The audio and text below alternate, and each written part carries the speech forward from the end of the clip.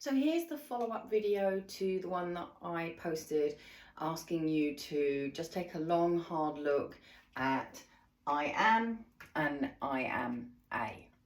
Now, here's one I've kind of cobbled together from various different clients, so it's a bit of a mishmash, okay?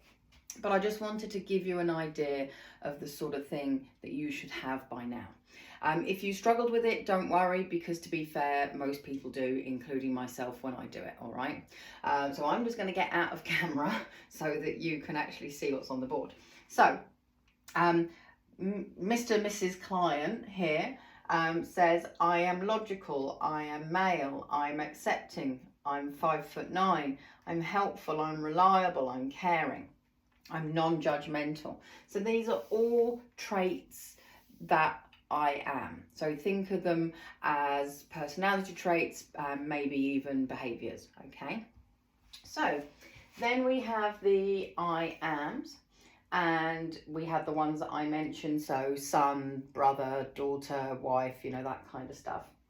But then we've got some deeper ones, so employee, team player, problem solver. So again, these are behaviors. And so you should have a reasonable list here. It doesn't need to be quite as long as this. Now, the thing to bear in mind here is that when you look at those two columns, what stands out, okay? So for instance, I've worked with one client and everything they put down kind of avoided the one thing that they'd sent to me was most important in their life. There was nothing around that. And there was another client I had, and there was absolutely really nothing to do with who they were as a person. It was more about how they felt other people saw them. But that in itself is very interesting, because if we don't have a good view of ourselves, how can we behave in alignment with that? If your attention is so much on other people and how they might view you, then that means that you're behaving in a way that is very much about what they want. So you might be a people pleaser or have boundary issues. So it is very important. Now, the other thing here is when you look at the lists that you've got, what do you think of that person that you've described? Okay, so for instance, they say they're a nice person, they're a good listener, they're philosophical, they love history, they're helpful, simple. So is that the kind of person that you would want to meet? Is that the kind of person that you could be friends with? Because if this isn't somebody that you could like and be friends with, then obviously something needs to change. If on the other hand, this is somebody that you like and this is somebody you go, yeah, I could be friends with them if I met them, then this is about liking yourself and acknowledging that you're a good person. You are good enough. You are enough. And a lot of the root problems in life come from people not believing that they're good enough or not thinking that they're enough. Okay, so don't worry if your list is not quite that long. You might only have half a dozen things.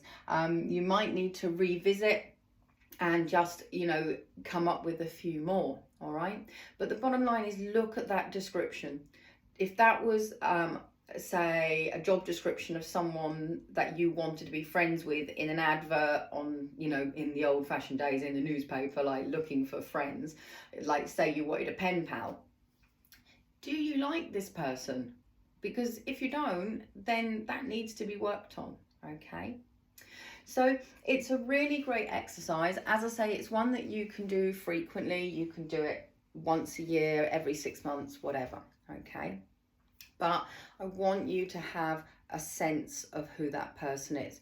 Now, this is going to be something you're going to want to hang on to, because when we do the next exercise, you are going to want to come back to this. So just put it somewhere safe or take a photo and create an album on your phone or device or whatever.